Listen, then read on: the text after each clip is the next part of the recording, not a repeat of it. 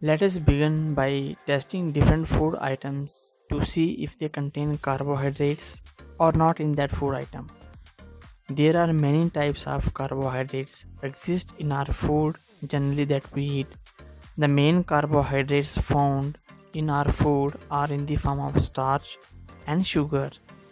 Now we can easily test them if a food item contains starch or not. That we can do with the help of a test. Let's perform the test.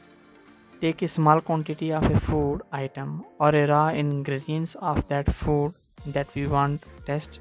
Then put 2-3 drops of dilute iodine solution in that food. Observe that if there is any change in the color of the food item after putting the iodine solution in that food.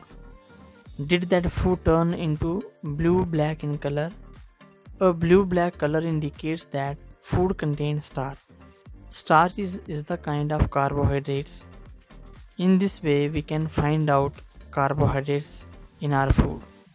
Now repeat this experiment with other food items also to check presence of carbohydrates. Today's objective was to find carbohydrates in the form of starch in a food.